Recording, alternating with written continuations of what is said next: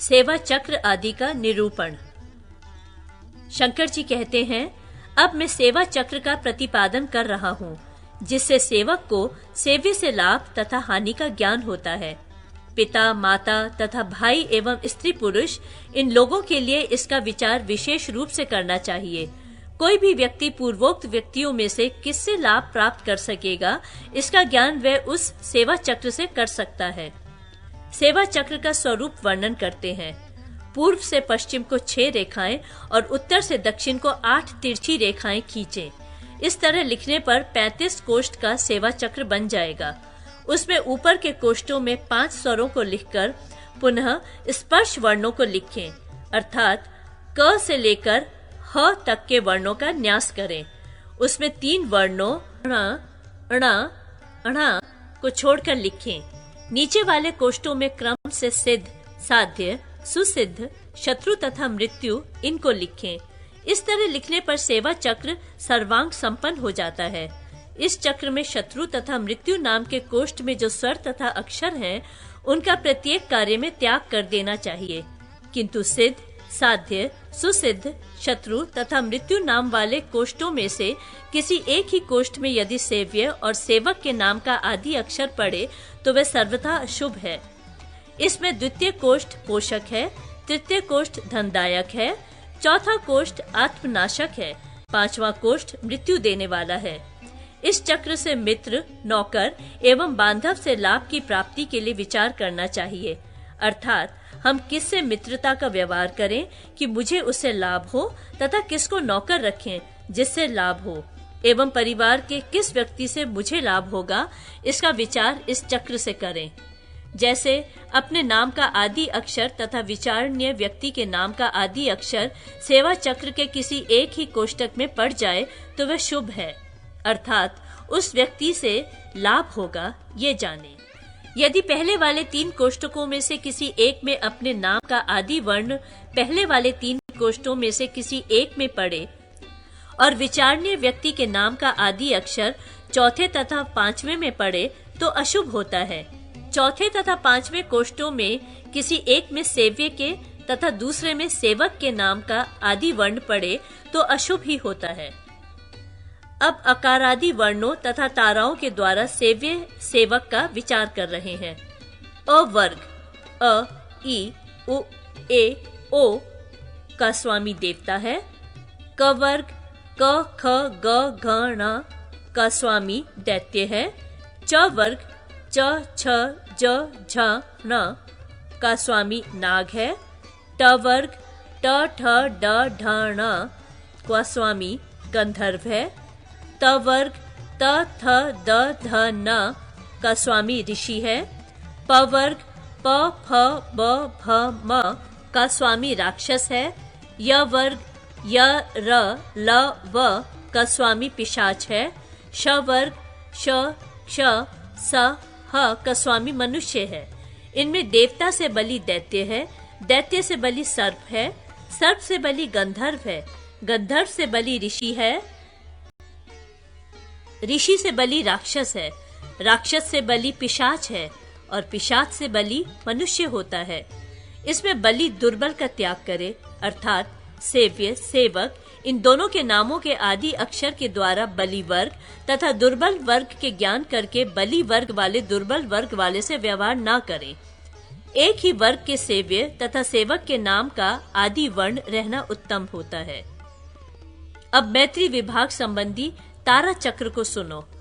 पहले नाम के प्रथम अक्षर के द्वारा नक्षत्र जान ले, फिर 9 ताराओं की 3 बार आवृत्ति करने पर 27 नक्षत्रों की ताराओं का ज्ञान हो जाएगा। इस तरह अपने नाम के नक्षत्र का तारा जान ले। 1 जन्म, 2 संपत, 3 विपत, 4 क्षेम, 5 प्रत्ययरी, 6 साधक, 7 वध, 8 मैत्र, 9 अति मैत्र, ये 9 ताराएं हैं। इनमें जन्म तारा अशुभ, संपत तारा अति उत्तम और विपत तारा निष्फल होती है। क्षेम तारा को प्रत्येक कार्य में लेना चाहिए। प्रत्ययरी तारा से धन क्षति होती है। साधक तारा से राज्य लाभ होता है। वध तारा से कार्य का विनाश होता है। मैत्र तारा मैत्री कारक है और अति मैत्र तारा हित कारक होती है। विशेष प्रयोजन जैसे सेव्य रामचंद्र, सेवक हनुमान, इन दोनों में भाव कैसा रहेगा, इसे जानने के लिए हनुमान के नाम के आदि वर्ण ह के अनुसार पुनर्वसु नक्षत्र हुआ तथा राम नाम के आदि वर्ण रा के अनुसार नक्षत्र चित्रा हुआ। पुनर्वसु से चित्रा की संख्या 8वीं हुई। इस संख्या के अनुसार मैत्र नामक तारा हुई। अतः इन दोनों की मैत्री परस्पर कल्याणकर होगी, यो जानना चाहिए। अब तारा चक्र कहते हैं। प्रिय, नामाक्षरों के स्वरों की संख्या में वर्णों की संख्या जोड़ दें, उसमें 20 का भाग दें। शेष से फल को जाने, अर्थात स्वल्प शेष वाला व्यक्ति अधिक शेष वाले व्यक्ति से लाभ उठाता है। जैसे सेव्य राम तथा सेवक हनुमान। इनमें सेव्य राम के नाम का र 2, आ 2, म 5, अ 1 सबका योग 10 हुआ। इसमें 20 से भाग दिया तो शेष 10 सेव्य का हुआ तथा सेवक हनुमान के नाम का ह 4, अ 1, न 5, उ 5, म 5, आ 2, न 5 सबका योग 27 हुआ। इसमें 20 का भाग दिया तो शेष 7 सेवक का हुआ। यहाँ पर सेवक के शेष से सेव्य का शेष अधिक हो रहा है, अतः हनुमान जी राम जी से पूर्ण लाभ उठाएंगे, ऐसा ज्ञान होता है। अब नामाक्षरों में स्वरों की संख्या के अनुसार लाभ हानि का विचार करते हैं। सेव्य सेवक दोनों के बीच जिनके नामाक्षरों में अधिक स्वर हो वह धनी है तथा जिसके नामाक्षरों में अल्प स्वर हो वह ऋणी है। धन स्वर मित्रता के लिए तथा ऋण स्वर दासता के लिए होता है। इस प्रकार लाभ तथा हानि की जानकारी के लिए सेवा चक्र कहा गया। मेष मिथुन राशि वालों में प्रीति, मिथुन सिंह राशि वालों में मैत्री तथा तुला सिंह राशि वालों में महामैत्री होती है, किंतु धनु कुंभ राशि वालों में मैत्री नहीं होती। अतः इन दोनों को परस्पर सेवा नहीं करनी चाहिए।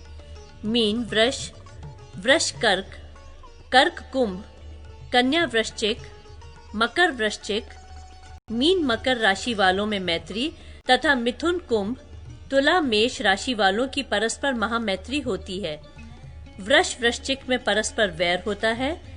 मिथुन धनु, कर्क मकर, मकर कुंभ, कन्या मीन राशि वालों में परस्पर प्रीति रहती है।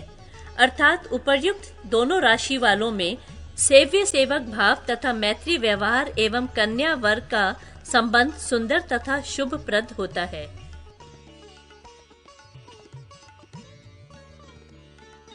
नाना प्रकार के बलों का विचार। शंकर जी कहते हैं, अब सूर्यादि ग्रहों की राशियों में पैदा हुए नवजात शिशु का जन्म फल क्षेत्राधिप के अनुसार वर्णन करूंगा। सूर्य के ग्रह में अर्थात सिंह लग्न में उत्पन्न बालक समकाय, कभी कृशांग, कभी स्थूलांग, गौरवर्ण, पित्त प्रकृति, लाल नेत्रों वाला, गुणवान तथा वीर होता है। चंद्र के ग्रह में अर्थात कर्क लग्न का जातक भाग्यवान तथा कोमल शरीर वाला होता है। मंगल के ग्रह में अर्थात मेष तथा वृश्चिक लग्नों का जातक वात रोगी तथा अत्यंत लोभी होता है। बुध के ग्रह में अर्थात मिथुन तथा कन्या लग्नों का जातक बुद्धिमान, सुंदर तथा मानी होता है। गुरु के ग्रह में अर्थात धनु तथा मीन लग्नों का जातक सुंदर और अत्यंत क्रोधी होता है। शुक्र के ग्रह में अर्थात तुला तथा वृष लग्नों का जातक त्यागी, भोगी एवं सुंदर शरीर वाला होता है। शनि के ग्रह में अर्थात मकर तथा कुंभ लग्नों का जातक बुद्धिमान, सुंदर तथा मानी होता है। सौम्य लग्न का जातक सौम्य स्वभाव का तथा क्रूर लग्न का जातक क्रूर स्वभाव का होता है। गौरी, अब नाम राशि के अनुसार सूर्यादि ग्रहों का दशा फल कहता हूँ। सूर्य की दशा में हाथी, घोड़ा, धन धान्य, प्रबल राज्य लक्ष्मी की प्राप्ति तथा धनागम होता है। चंद्रमा की दशा में दिव्य स्त्री की प्राप्ति होती है। मंगल की दशा में भूमि लाभ और सुख होता है। बुध की दशा में भूमि लाभ के साथ धन धान्य की भी प्राप्ति होती है। गुरु की दशा में घोड़ा, हाथी तथा धन मिलता है। शुक्र की दशा में खाद्यान्न तथा गो दुग्धादि पान के साथ धन का लाभ होता है। शनि की दशा में नाना प्रकार के रोग उत्पन्न होते हैं। राहु का दर्शन होने पर अर्थात ग्रहण लगने पर निश्चित स्थान पर निवास, दिन में ध्यान और व्यापार का काम करना चाहिए। यदि वाम श्वास चलते समय नाम का अक्षर विषम संख्या का हो तो वह समय मंगल, शनि तथा राहु का रहता है। उसमें युद्ध करने से विजय होती है। दक्षिण श्वास चलते समय यदि नाम का अक्षर सम संख्या का हो तो वह समय सूर्य का रहता है। उसमें व्यापार कार्य निष्फल होता है, किंतु उस समय पैदल संग्राम करने से विजय होती है और सवारी पर चढ़कर युद्ध करने से मृत्यु होती है। ओम हूं, ओम ह्यूं, ओम स्फे, अस्त्रम मोटय, ओम चूर्णय चूर्णय, ओम सर्व शत्रुम मर्दय मर्दय, ओम ह्यूं, ओम ह्यः फट। इस मंत्र का 7 बार न्यास करना चाहिए। फिर जिनके 4, 10 तथा 20 भुजाएं हैं, जो हाथों में त्रिशूल, खटवांग, खड़ग और कटार धारण किए हुए हैं तथा जो अपनी सेना से विमुख और शत्रु सेना का भक्षण करने वाले हैं, उन भैरव जी का अपने हृदय में ध्यान करके शत्रु सेना के सम्मुख उक्त मंत्र का 108 बार जप करें। जप के पश्चात डमरू का शब्द करने से शत्रु सेना शस्त्र त्याग कर भाग खड़ी होती है। पुनः शत्रु सेना की पराजय का अन्य प्रयोग बतलाता हूँ। शमशान के कोयले को काक या उल्लू की विष्ठा में मिलाकर उसी से कपड़े पर शत्रु की प्रतिमा लिखें और उसके सिर, मुख, ललाट, हृदय, गुह्य, पैर, पृष्ठ, बाहु और मध्य में शत्रु का नाम 9 बार लिखें। उस कपड़े को मोड़कर संग्राम के समय अपने पास रखने से तथा पूर्वोक्त मंत्र पढ़ने से विजय होती है। अब विजय प्राप्त करने के लिए त्रिमुखाक्षर तारक्ष्य चक्र को कहता हूँ। शिप ओम स्वाहा तारक्ष्य आत्मा शत्रु रोग विषादी नुत। इस मंत्र को तारक्ष्य चक्र कहते हैं। इसके अनुष्ठान से दुष्टों की बाधा, भूत बाधा एवं ग्रह बाधा तथा अनेक प्रकार के रोग निवृत्त हो जाते हैं। इस गरुड़ मंत्र से जैसा कार्य चाहे सब सिद्ध हो जाता है। इस मंत्र के साधक का दर्शन करने से स्थावर जंगम, लूता तथा कृत्रिम ये सभी विष नष्ट हो जाते हैं। पुनः महाताक्षर्य को यो ध्यान करना चाहिए। जिनकी आकृति मनुष्य की सी है, जो 2 पांख और 2 भुजा धारण करते हैं, जिनकी चोंच टेढ़ी है, जो सामर्थ्यशाली तथा हाथी और कछुए को पकड़ रखने वाले हैं, जिनके पंजों में असंख्य सर्प उलझे हुए हैं, जो आकाश मार्ग से आ रहे हैं और रणभूमि में शत्रुओं को खाते हुए नोच नोच कर निगल रहे हैं। कुछ शत्रु जिनकी चोंच से मारे हुए दिख रहे हैं, कुछ पंजों के आघात से चूर्ण हो गए हैं, किन्हीं का पंखों के प्रहार से कचूमर निकल गया है और कुछ नष्ट होकर 10 दिशाओं में भाग गए हैं। इस तरह जो साधक ध्यान निष्ठ होगा वे तीनों लोकों में अजय होकर रहेगा, अर्थात उस पर कोई विजय प्राप्त नहीं कर सकता। अब मंत्र साधन से सिद्ध होने वाली पिच्छिका क्रिया का वर्णन करता हूँ। ओम ह्रूम पक्षिं क्षिप, ओम हूं सह मां बल पराक्रम सर्व सैन्य भक्षय भक्षय, ओम मर्दय मर्दय, ओम चूर्णय चूर्णय, ओम विद्रावय विद्रावय, ओम हूं खः, ओम भैरवो याज्ञपयति स्वाहा। इस पिच्छिका मंत्र को चंद्र ग्रहण में जप करके सिद्ध करने वाला साधक संग्राम में सेना के सम्मुख हाथी तथा सिंह को भी खदेड़ सकता है। मंत्र के ध्यान से उनके शब्दों का मर्दन कर सकता है तथा सिंहारूढ़ होकर मृग तथा बकरे के समान शत्रुओं को मार सकता है। दूर रहकर केवल मंत्रोच्चारण से शत्रु नाश का उपाय कह रहे हैं। काल रात्रि आश्विन शुक्ला अष्टमी में मृतकाओं को चरु प्रदान करें और शमशान की भस्म, मालती पुष्प, चामरी एवं कपास की जड़ के द्वारा दूर से शत्रु को संबोधित करें। संबोधित करने का मंत्र निम्नलिखित है। ओम अहे हे महेंद्री, अहे महेंद्री भंज ही, ओम जही मसानम ही खाही खाही, किली किली, ओम हूं फट। इस भंग विद्या का जप करके दूर से ही शब्द करने से अपराजिता और धतूरे का रस मिलाकर तिलक करने से शत्रु का विनाश होता है। ओम किली किली विकली इच्छा किली भूत हनी शंखिनी, उमे दंड हस्ते रौद्री माहेश्वरी, उल्कामुखी ज्वालामुखी, शंकुकर्णे शुष्क जंगे, अलम्बुशे हर हर, सर्वदुष्टान खन खन। ओम यणमानी रीक्षयेद देवी तांस्तान मोहय। ओम रुद्रस्य हृदय स्थिता रौद्री सौम्येन भावेन आत्मरक्षाम ततः कुरु स्वाहा। इस सर्व कार्यार्थ साधक मंत्र को भोजपत्र पर वृत्ताकार लिखकर 12 में मृतकाओं को लिखें। इस विद्या को पहले ब्रह्मा, विष्णु, रुद्र तथा इंद्र ने हाथ आदि में धारण किया था तथा इस विद्या द्वारा बृहस्पति ने देवासुर संग्राम में देवताओं की रक्षा की थी। अब रक्षा यंत्र का वर्णन करते हैं। रक्षा रूपिणी नारसिंही, शक्ति रूपा भैरवी तथा त्रैलोक्य मोहिनी गौरी ने भी देवासुर संग्राम में देवताओं की रक्षा की थी। अष्टदल कमल की कर्णिका तथा दलों में गौरी के बीज ह्री मंत्र से संपुटित अपना नाम लिखते।